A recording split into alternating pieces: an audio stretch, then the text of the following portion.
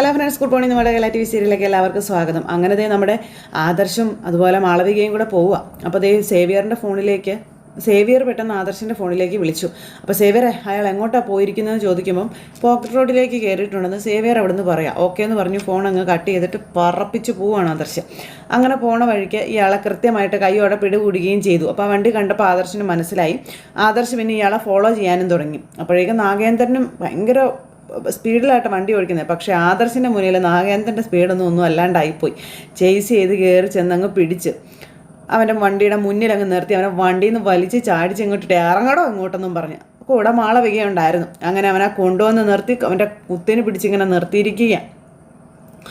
അപ്പോൾ മാളവികയുടെ മുന്നിൽ സ്വയം പരിചയപ്പെടുത്തിയല്ലോ. അതിന് മുന്നേ തന്നെ ഞാൻ തിരിച്ചറിഞ്ഞതാണ് നാഗേന്ദ്രൻ എന്ന നിങ്ങൾ എൻ്റെ ചിറ്റപ്പനാണോ എന്ന കാര്യമെന്ന് ആദർശ് നാഗേന്ദ്രനോട് പറയുവാണ്.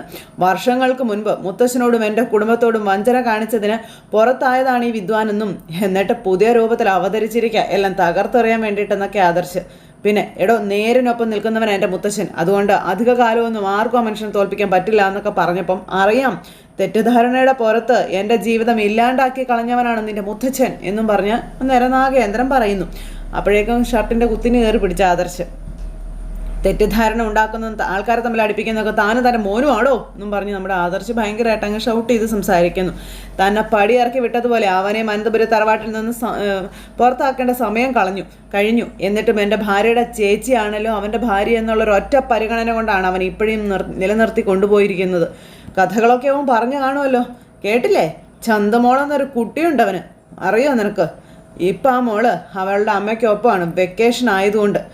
ആ കുഞ്ഞ് സ്വന്തം മോൻ്റെ ചോര തന്നെയാണെന്നും അതുപോലെ നിങ്ങൾക്ക് എത്രയിടത്ത് മക്കളുണ്ട്, എത്ര ഭാര്യമാരുണ്ടെന്നൊക്കെ ആദർശ് ചോദിക്കുമ്പം എനിക്ക് ഒരേ ഒരു ഭാര്യയുള്ളൂ, അത് ജലജ.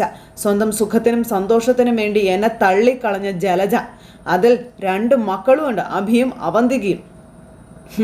അവന്തിക ഇപ്പം നിങ്ങളുടെ പക്ഷത്തായതുകൊണ്ട് ഞാൻ അവളെ കാണാനോ വിളിക്കാനോ ശ്രമിച്ചിട്ടും ഇല്ല എന്ന് ഈ നാഗേന്ദ്രൻ പറയൂ കേട്ടോ. അപ്പോൾ ഇവരിങ്ങനെ നോക്കും അങ്ങോട്ടും ഇങ്ങോട്ടും. എങ്കിലും എൻ്റെ മക്കൾക്ക് വേണ്ടി മാത്രമാണ് ഞാൻ ഇപ്പം ജീവിക്കുന്നത്. AN ജ്വല്ലറിയുടെ അവന്തികയും അഭിയുമാണെന്ന കാര്യം പറയുന്നു. അപ്പം മക്കളോടുള്ള എൻ്റെ സ്നേഹം കൊണ്ടാണ് ഞാൻ അങ്ങനെ ഒരു പേരിട്ടതെന്നൊക്കെ പറയുമ്പം ഇതിനേക്കാളും സമർത്ഥമായി കള്ളം പറയുന്ന കൂട്ടത്തിലാണ് നിങ്ങളുടെ മോനെന്ന് നേരം പറഞ്ഞു മാളവിക. അവനെന്നെ ഫുഡ് കഴിക്കാനാണെന്നും പറഞ്ഞ് ഒരു ഹോട്ടലിലേക്ക് കൊണ്ടുപോയി. എന്നിട്ട് ഫുഡ് കഴിക്കാതെ അവനെന്നെ നേരെ കൊണ്ടുപോയത് ഒരു മുറിയിലേക്കാണ്. അതിന് ഞാൻ ഒരു കരടത്ത് കൊടുത്തിട്ടുമുണ്ടെന്ന് മാളവിക അങ്ങ് പറഞ്ഞു.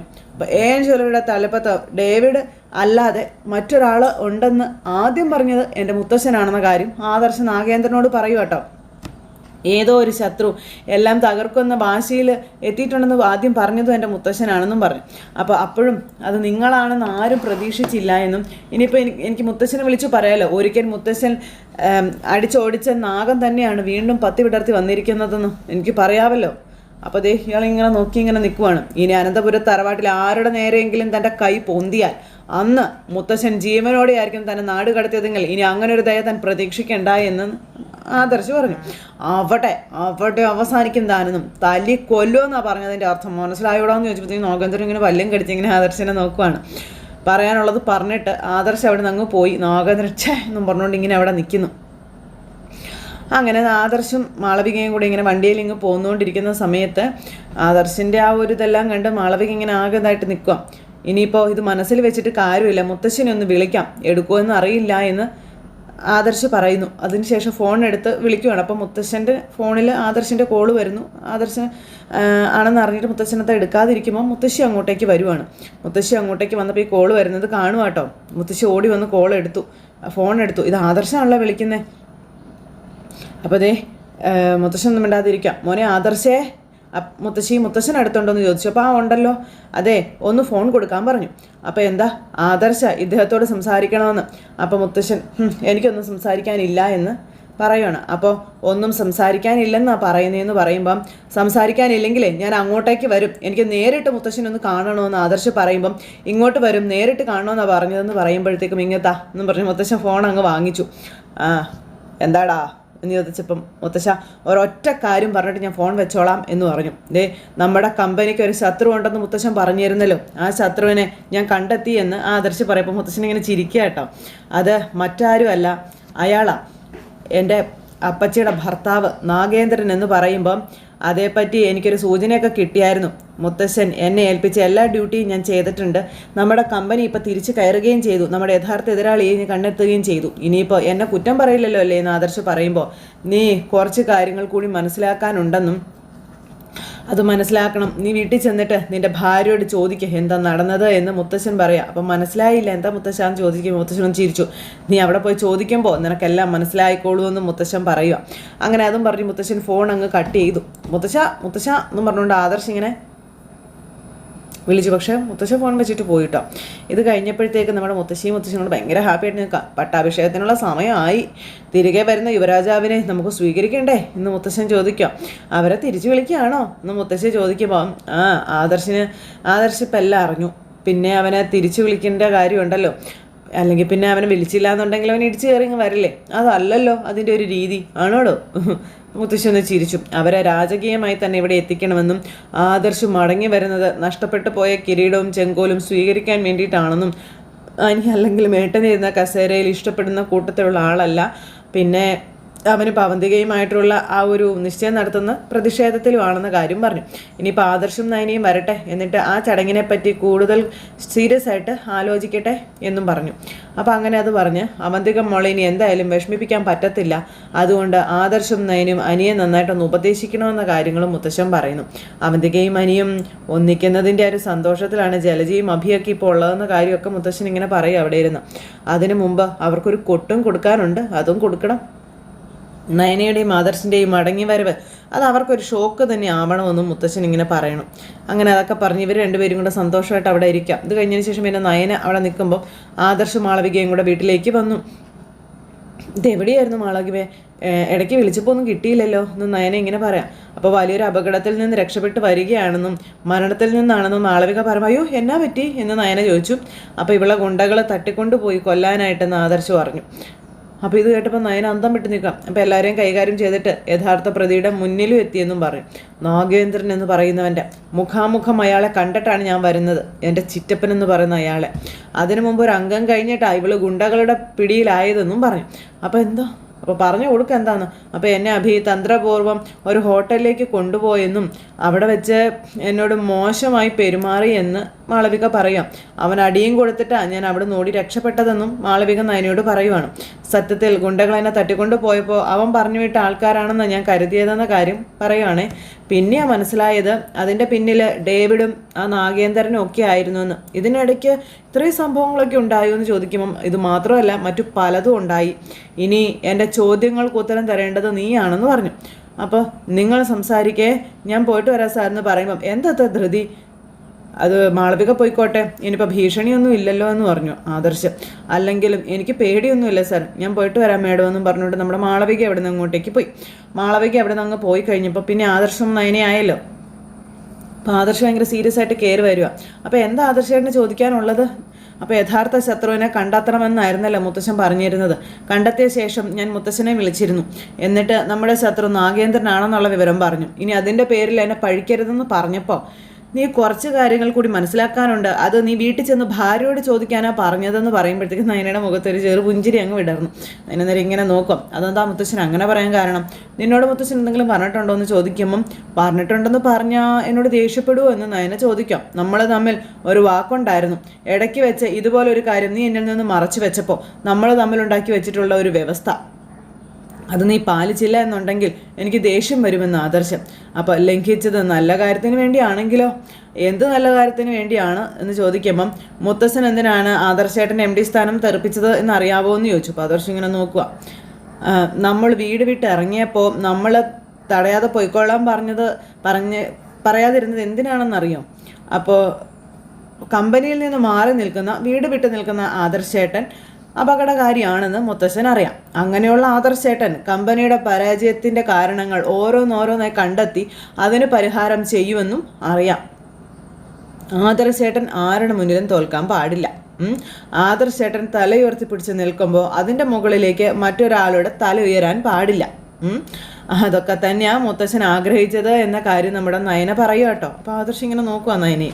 അപ്പം ശരിക്കും പറഞ്ഞാലേ കമ്പനിയുടെ യഥാർത്ഥ ശത്രുവിനെ കണ്ടെത്തി മുങ്ങിക്കൊണ്ടിരിക്കുന്ന മൂർത്തീസ് ജ്വല്ലറിയെ താങ്ങി നിർത്തുകയും പിന്നീട് അതിനെ പഴയതുപോലെ ഉയരങ്ങളിൽ എത്തിക്കുകയും ചെയ്യണമെന്നുള്ളതായിരുന്നു മുത്തശ്ശൻ്റെ ആഗ്രഹം എന്നൊക്കെ പറയുമ്പോൾ ആദർശ് ഇങ്ങനെ നോക്കുവാണ്. അതിന് ആദർശേട്ടനെ കൊണ്ടേ കഴിയുമെന്ന് മുത്തശ്ശൻ അറിയായിരുന്നു. അതിനു വേണ്ടി ആരും തിരഞ്ഞെടുക്കാത്തൊരു വഴിയിലൂടെ മുത്തശ്ശൻ പോയതാണെന്നും നമ്മുടെ നയന പറയുവാണ്. അന്നേരം ആദർശേട്ടൻ ഓരോ തവണയും അനിയെ സഹായിക്കുമ്പോഴും അനി ജയിക്കുമ്പോഴും ഒക്കെ നമ്മളെക്കാളും സന്തോഷിച്ചിരുന്നത് മുത്തശ്ശനാണെന്ന കാര്യം നയന പറയൂ കേട്ടോ. മൂത്ത കൊച്ചുമോനെ മുത്തശ്ശൻ അത്രത്തോളം സ്നേഹിക്കുന്നുണ്ടെന്ന്. ആ ആൾക്ക് ചുവട് പിഴയ്ക്കുന്നു എന്ന് കണ്ടപ്പോഴാണ് അത് നേരെയാക്കാൻ വേണ്ടി സ്വന്തം ഇഷ്ടങ്ങളെ, സ്നേഹത്തെ എല്ലാം ത്യജിച്ചിട്ട് മുത്തശ്ശൻ വലിയൊരു നാടകം കളിക്കാൻ ഒരുങ്ങിയതെന്ന കാര്യവും പറയും. നിനക്കിത് നേരത്തെ അറിയാമായിരുന്നോ എന്ന് ചോദിച്ചപ്പം ഒരിക്കലും ഇല്ല ആദർശേട്ടാ, പക്ഷേ ചില സംശയങ്ങളൊക്കെ എനിക്ക് ഉണ്ടായിരുന്നു എന്ന് നയന പറയുവാണ്. പ്രത്യേകിച്ച് അന്ന് 3-ാം മാസ ചടങ്ങ് നടക്കുമ്പോൾ മുത്തശ്ശി വീഡിയോ കോൾ ചെയ്യുന്നതിലേ എനിക്ക് നല്ല ഡൗട്ട് അടിച്ചായിരുന്നു. പിന്നെ അതിനുശേഷം പലപ്പോഴും മുത്തശ്ശി ഇവിടെ വന്നപ്പോഴൊക്കെ ആ വീഡിയോ കോളിലൂടെ മുത്തശ്ശി സംസാരിക്കുന്നത് ഞാൻ കണ്ടിട്ടുണ്ട്. അവസാനം അത് മുത്തശ്ശിനെയാണെന്ന് ഞാൻ മനസ്സിലാക്കിയതാണെന്ന് നയന പറയാണ്. അതിനുശേഷം മുത്തശ്ശനെ കൊണ്ട് തന്നെ ഞാൻ സത്യങ്ങൾ പറയിക്കാൻ തീരുമാനിച്ചു. അതിന് ഫലവും കണ്ടുവന്ന കാര്യവും നയന പറയുക കേട്ടോ. പിന്നെ അങ്ങനെ നടന്ന കാര്യങ്ങളെല്ലാം നമ്മുടെ നയന ഇങ്ങനെ പറയുവാണ്. അതിനുശേഷം മുത്തശ്ശൻ നയനോട് പറഞ്ഞ കാര്യങ്ങളെല്ലാം നയന ആദർശനോട് പറയുക. അങ്ങനെ എന്നോട് പറഞ്ഞ മുത്തശ്ശൻ്റെ വാക്കുകൾ ധിക്കരിക്കാൻ എനിക്ക് തോന്നിയില്ല എന്ന് നയന ആദർശനോട് പറഞ്ഞു. നല്ലതിന് വേണ്ടിയിട്ടാ, ആദർശേട്ടൻ്റെ നന്മയ്ക്ക് വേണ്ടിയിട്ടാ, മൂർത്തീസ് ജ്വല്ലറിയുടെയും അനന്തപുര തറവാടിൻ്റെയും നല്ല ഭാവിക്ക് വേണ്ടിയിട്ടാ മുത്തശ്ശൻ അങ്ങനെ ഒരു തീരുമാനം എടുത്തതെന്ന കാര്യം നയന ഇങ്ങനെ ആദർശനോട് പറഞ്ഞു. പിന്നെ എൻ്റെ ഭർത്താവിൻ്റെ വിജയത്തിന് വേണ്ടി കുടുംബത്തിലെ കാരണം വരെ മുന്നിട്ടിറങ്ങുമ്പോൾ ഞാനത് തകർക്കുന്ന രീതിയിൽ എന്തെങ്കിലും പറയുന്നത് തെറ്റല്ലേ ആദർശേട്ടാ എന്ന് നയന പറഞ്ഞപ്പോഴത്തേക്ക് നമ്മുടെ ആദർശ് നയനയെ ചേർത്ത് പിടിച്ചിട്ട് ഇങ്ങനൊരു ദിവസം ഉണ്ടാകണമെന്ന് ഞാൻ പ്രാർത്ഥിച്ചുകൊണ്ടിരിക്കുകയായിരുന്നെന്നും മുത്തശ്ശനെ അത്ര നിസ്സാരക്കാരനൊന്നും അല്ല. മുത്തശ്ശനെ പറ്റി ഏതു നേരം എല്ലാവരും പറയുന്നൊരു കാര്യമുണ്ടല്ലോ, അച്ഛനും ഇളയച്ഛനും വിശപ്പെന്താണെന്ന് ചോദിച്ചപ്പോൾ അവരെ പട്ടിണിക്കിട്ട കഥ. അങ്ങനെ ഒരുപാട് പരീക്ഷണങ്ങൾ നടത്തുന്ന ഒരു മുത്തശ്ശനാണ്. നമ്മൾ തമ്മിലുള്ള വാക്ക് നീ തെറ്റിച്ചെങ്കിലും എൻ്റെ മുത്തശ്ശന് കൊടുത്ത വാക്ക് നീ എന്തായാലും പാലിച്ചു. അങ്ങനെ നീ ചെയ്തില്ലായിരുന്നെങ്കിൽ ചിലപ്പോൾ എനിക്ക് ദേഷ്യം വന്നേനേന്ന് ആദർശം. ഇനിയിപ്പോൾ എന്താ വേണ്ടതെന്ന് ചോദിക്കുമ്പം സംശയം എന്താ, എനിക്ക് ഇപ്പം തന്നെ എൻ്റെ മുത്തശ്ശനെ ഒന്ന് കാണണം, നമുക്ക് അങ്ങോട്ട് പോകാം വാ എന്നും പറഞ്ഞ് വിളിക്കുമ്പോൾ അങ്ങോട്ടോ, അതെ അങ്ങോട്ട് തന്നെ, നീ വന്നേ എന്ന് പറഞ്ഞ് ആദർശ് നയനയും കൂട്ടി ഇറങ്ങാൻ തുടങ്ങുമ്പോഴത്തേക്കും വീട്ടുമുറ്റത്തേക്ക് മറ്റൊരു വണ്ടി വരുന്നു. അപ്പോൾ ഈ വണ്ടി കണ്ടു കഴിഞ്ഞപ്പോഴത്തേക്കും പോകാതെ ഇവരിങ്ങനെ അന്തം വിട്ട് നോക്കി നിൽക്കുക കേട്ടോ. ആ സമയം ആ വണ്ടിയിൽ നിന്ന് ഇറങ്ങി വരുന്നത് വേറെ ആരും ആയിരുന്നില്ല, നമ്മുടെ മുത്തശ്ശനായിരുന്നു. എന്തായാലും മുത്തശ്ശൻ ഇറങ്ങിയപ്പോൾ ഇവർക്ക് ഒരുപാട് സന്തോഷമായി. കൂട്ടത്തിൽ മുത്തശ്ശിയുണ്ട്. അങ്ങനെ അവർ രണ്ടുപേരും കൂടി വരുന്നു. അപ്പോൾ ഇവർ ഓടി ഇറങ്ങി ചെല്ലുവാണ്. അങ്ങോട്ട് ചെല്ലുന്നതിന് മുന്നേ ഇങ്ങോട്ട് വന്നു ഓടി ചെന്ന് കൊച്ചുമോനെ കെട്ടിപ്പിടിച്ച് നമ്മുടെ മുത്തശ്ശനെ ഇങ്ങനെ ഭയങ്കരമായിട്ട് സ്നേഹം പ്രകടിപ്പിച്ച് നിൽക്കുക. അപ്പോൾ എല്ലാം അറിഞ്ഞല്ലോ അല്ലേ എന്ന് മുത്തശ്ശൻ ചോദിച്ചപ്പം എന്നാലും ഇത്രയ്ക്കൊന്നും വേണ്ടായിരുന്നു മുത്തശ്ശ എന്ന് ആദർശ പറഞ്ഞു. അങ്ങനെ മുത്തശ്ശനും കൊച്ചുമോനും ഒന്നായി. അപ്പോൾ എല്ലാം അറിഞ്ഞു വെച്ചിട്ടാണല്ലോ ഇവിടെ വന്ന് വീഡിയോ കോൾ ചെയ്തതാ, അനിയത്തിയുടെ കൊച്ചുമക്കൾ വിളിക്കുകയാണെന്നും പറഞ്ഞ് ചോദിച്ചു മുത്തശ്ശിയോട് ആദർശം. അപ്പോൾ അതുകൊണ്ട് ഒരു ഗുണം ഉണ്ടായിടാം മക്കളെ, ഞാൻ എന്തായാലും വീഡിയോ കോൾ ചെയ്യാൻ പഠിച്ചു എന്ന് നമ്മുടെ മുത്തശ്ശി ആദർശനോട് അന്നേരം പറയണം. ആ സമയം ഈ പ്രായത്തിലും ചെറിയ നമ്പറുകളൊക്കെ ഞങ്ങൾക്കും വശമുണ്ടെന്ന് മനസ്സിലായില്ലേ എന്ന് ചോദിക്കുമ്പം പഠിക്കുന്ന കാലത്ത് നീ ഒരു വിഷയത്തിൽ പിന്നിലാകുമ്പോൾ ഞാൻ ശക്തമായ താക്കീത് നൽകുമായിരുന്നു. അതേത് വിഷയമാണെന്ന് അറിയാമല്ലോ. മാത്സിന് എനിക്കറിയാം മുത്തശ്ശ. അതേ മോളെ, കണക്കിന് പിന്നിലായി കഴിഞ്ഞാലേ കൊച്ചുമക്കൾക്ക് കണക്കിന് കൊടുക്കുമായിരുന്നു ഇദ്ദേഹം എന്ന കാര്യം പറയാം. എനിക്കും അബിക്കും എത്ര വഴക്ക് കിട്ടിയാലും അതൊരു പ്രശ്നമേ ആയിരുന്നില്ല. അതിൽ പിന്നെ ഇവൻ്റെ സഹായത്തോടെ കുറച്ചൊക്കെ പഠിച്ചെടുക്കുമായിരുന്നു. അഭി അന്നും കോപ്പി അടിച്ചും സാറുമാരുടെ ശാസന കേൾപ്പിച്ചും എൻ്റെ നാണം കെടുത്തിയിട്ടേ ഉള്ളൂ എന്ന കാര്യമൊക്കെ പറഞ്ഞ് മുത്തശ്ശൻ. പക്ഷേ ഒരിക്കൽ വഴക്ക് കേട്ടാൽ അടുത്ത പ്രാവശ്യം അത് പ്രോഗ്രസ് റിപ്പോർട്ട് വരുമ്പം എനിക്ക് ശാസിക്കാനുള്ളൊരു അവസരം അതിവൻ തരുമായിരുന്നില്ല എന്നും മുത്തശ്ശൻ ആദർശിനെ പറ്റി പറയുന്നു. അത്രയ്ക്ക് വാശിയോടെ പഠിച്ച് അവൻ ഫുൾ മാർക്ക് വാങ്ങിക്കുമായിരുന്നുവെന്നും. അപ്പോൾ ജ്വല്ലറി ബിസിനസ്സിൽ കണക്കുകൾ പിഴയ്ക്കാൻ പാടില്ല മോനെ, അത് പഠിക്കുന്ന കാലം തന്നെ തുടങ്ങണമെന്നും. മുതിർന്നാൽ ഇവർക്ക് ജോലി തിരഞ്ഞെടുക്കേണ്ട ആവശ്യം പോലും ഉണ്ടായിരുന്നില്ല, എല്ലാവർക്കും ആശ്രയമായിട്ട് നമ്മുടെ ജ്വല്ലറി ഉണ്ടായിരുന്നു. ആ ഒരു തോന്നൽ കൊണ്ട് നമ്മൾ നമ്മുടെ സ്വന്തം കഴിവുകൾ ഇല്ലായ്മ ചെയ്യാനൊന്നും പാടില്ലല്ലോ എന്നും പറഞ്ഞു കേട്ടോ. പിന്നെ ഇപ്പം തന്നെ വല്ലാത്തൊരാപത്ത് നമ്മൾ നേരിട്ടുകൊണ്ടിരിക്കുകയാണെന്നും എന്ത് ചോദ്യത്തിനും മൊബൈൽ ഫോണിൽ ഉത്തരവൊക്കെ ഉണ്ട്.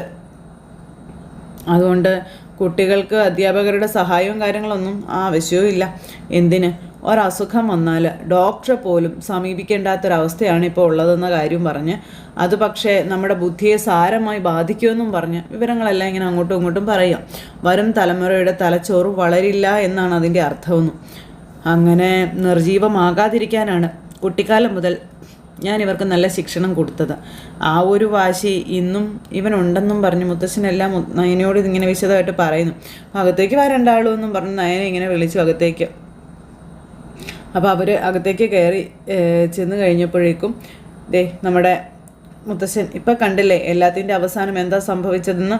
നീ ആ ശത്രുവിനെ തെരഞ്ഞു കണ്ടെടുത്തു. നാഗേന്ദ്രൻ, വസുന്ധരയ്ക്ക് പോലും ആ പേര് കേൾക്കുന്നത് തന്നെ പേടിയാണ്. അപ്പോൾ അതുപോലെ വിഷം ചീറ്റുന്ന ഒരുത്തനായിരുന്നു അവൻ. ഓരോ തെറ്റ് ചെയ്യുമ്പോഴും എൻ്റെ മുന്നിൽ തെളിയുന്നതേ അവൻ്റെ മുഖമാണെന്ന കാര്യം മുത്തശ്ശൻ പറഞ്ഞു. പക്ഷേ വർഷങ്ങൾക്ക് ശേഷം അവൻ മടങ്ങി വരുമെന്ന് ഞാൻ കരുതിയില്ല എന്നും പറഞ്ഞു. എന്തായാലും മോളും മോനും കൂടി കുടുംബക്ഷേത്രത്തിലേക്ക് വരണമെന്നും അവിടെ വെച്ച് എനിക്ക് മനസ്സ് തുറന്ന് നിങ്ങളോട് രണ്ടുപേരോടും മനസ്സ് തുറന്ന് സംസാരിക്കണമെന്നും പറഞ്ഞു. കുട്ടികളെ തിരിച്ചു വിളിക്കുന്നില്ലേ എന്ന് മുത്തശ്ശി ചോദിക്കുമ്പോൾ വിളിക്കാം. അതിനും കൂടിയാണ് അങ്ങോട്ട് വരാൻ പറഞ്ഞത്. മുത്തശ്ശി ഞങ്ങൾ എത്തിക്കോളാമെന്ന് പറഞ്ഞു ആദർശ്. അപ്പോഴേ രണ്ടാളും വാ, ഇന്ന് നല്ലൊരു ദിവസമല്ലേ, ഒരുമിച്ചിരുന്ന് എന്തെങ്കിലുമൊക്കെ കഴിച്ചിട്ട് പോയാൽ മതി എന്ന് പറഞ്ഞു നയന. അപ്പോൾ അങ്ങനെ പോകുന്നുള്ളൂ എന്ന് മുത്തശ്ശൻ. അങ്ങനെ അവർ ഹാപ്പി ആയിട്ടിരിക്കുന്നു. ഇതിനുശേഷം നന്ദുവും അനിയും കൂടെ കണ്ട് സംസാരിക്കുകയാണ്. അങ്ങനെ ഇവരുടെ ഇടയിൽ ആ ഒരു വീണ്ടും പ്രതിസന്ധിയായി വന്നിരിക്കുന്ന അവന്തികയെ പറ്റിയും മറ്റു കാര്യങ്ങളെല്ലാം ഇവർ സംസാരിച്ചുകൊണ്ടിരിക്കുകയാണ്. അപ്പോൾ നമ്മുടെ അനിയും നന്ദുവും കൂടി ഇങ്ങനെ സംസാരിക്കുന്നു. അതിനുശേഷം പിന്നെ ഈ അനിയും അതുപോലെ നവീനും കൂടെ പിന്നീട് കണ്ട് സംസാരിക്കണം. അപ്പോൾ റിംഗ് എക്സ്ചേഞ്ച് നടത്താൻ പറ്റുന്നതിനെ പറ്റിയുള്ള കാര്യങ്ങളൊക്കെ ചോദിക്കുവാണ്. അതായത് ഈ കേസൊക്കെ നിലനിൽക്കുമ്പോൾ അത് രഹസ്യമായിട്ടല്ലേടാ നടത്തുന്നത് എന്ന് പറഞ്ഞുകൊണ്ട് അന്നേരം നവീൻ അനിയോട് പറഞ്ഞു, നീ നേരത്തെ പറഞ്ഞത് എത്രയും പെട്ടെന്ന് ഡിവോഴ്സ് വേണമെന്നല്ലേ ചോദിക്കുമ്പം, എടാ ഞാൻ അങ്ങനെയൊക്കെ പറഞ്ഞിരുന്നു, പക്ഷേ ഇവിടെ ഇപ്പോൾ നിശ്ചയത്തിൻ്റെ ഡേറ്റ് എടുത്ത് റിംഗ് എക്സ്ചേഞ്ച് നടത്താൻ പോവുമല്ലേ, അതിനെ തടയിടാൻ ഞാൻ ആലോചിച്ചിട്ട് ഇതല്ലാതെ വേറൊരു മാർഗ്ഗം ഇല്ല എന്നൊക്കെ പറയുമ്പം ഞാൻ ഏതായാലും അനാമിക അവളുടെ അച്ഛനൊന്ന് കാണട്ടെ എന്നും പറഞ്ഞുകൊണ്ട് നവീൻ, അളിയാ ഇനിയിപ്പോൾ ഡിവോഴ്സ് കുറച്ച് നീണ്ടുപോയാലും കുഴപ്പമൊന്നുമില്ല എന്ന് അനി പറയുക. ഡിവോഴ്സ് ആകാതെ ഒരു കാരണവശാലും അവന്തികയും ഞാനും തമ്മിലുള്ള കല്യാണം നടക്കില്ലല്ലോ എന്ന് പറഞ്ഞു. പിന്നെ ഇപ്പോൾ എൻഗേജ്മെൻറ്റ് നടന്നാൽ വളരെ പെട്ടെന്ന് തന്നെയായിരിക്കും കല്യാണം, അത് ഒഴിവാക്കിയേ പറ്റും. ഇന്നലെ വരെ ഡിവോഴ്സ് എന്നും പറഞ്ഞ് നടന്നവൻ ഇപ്പോൾ അത് വേണ്ടല്ലേ എന്ന് ചോദിക്കുമ്പം എൻ്റെ മാനസികാവസ്ഥ എന്ന് മനസ്സിലാക്കാൻ പറഞ്ഞു. എടാ അതിന് പകരം നീ വേറെ ആരെയും കണ്ടുവച്ചിട്ടുണ്ടോ എന്ന് ചോദിക്കുമ്പം, അങ്ങനൊന്നും ഇല്ലടാ, അവളെ എനിക്ക് താല്പര്യമില്ല, അത്രയേ ഉള്ളൂ എന്ന് അനി ഇങ്ങനെ പറഞ്ഞപ്പം, നിൻ്റെ മനസ്സെന്ന് പറയുന്നത് നന്ദുവാണെന്ന് എനിക്ക് അറിയാവടാ, നീ എന്നിട്ട് വീണ്ടും നീ എൻ്റെ മുന്നിൽ കള്ളം പറയുന്നല്ലേ, ഞാനെന്തായാലും അവരുമായിട്ടൊന്ന് സംസാരിക്കട്ടേടാ എന്ന് പറഞ്ഞുകൊണ്ട് നവീൻ ഇങ്ങനെ നിൽക്കുന്നു. നമ്മുടെ അനി അവിടെ നിന്ന് അങ്ങോട്ടേക്ക് പോയി. എന്തായാലും ഇപ്പോൾ അനിയുടെ ജീവിതം ഇങ്ങനെ കട്ട പുകയായിട്ട് നിൽക്കുന്ന ഒരു സാഹചര്യമാണ്. അപ്പോൾ അങ്ങനെ ഒരു സിറ്റുവേഷനും കാര്യങ്ങളൊക്കെ കാണിച്ചുകൊണ്ട് ഇന്നത്തെ കഥ അവസാനിച്ചിട്ടുണ്ട്. അപ്പോൾ എല്ലാവരും കാത്തിരുന്ന് കാണുന്ന എല്ലാവർക്കും ടാറ്റാ.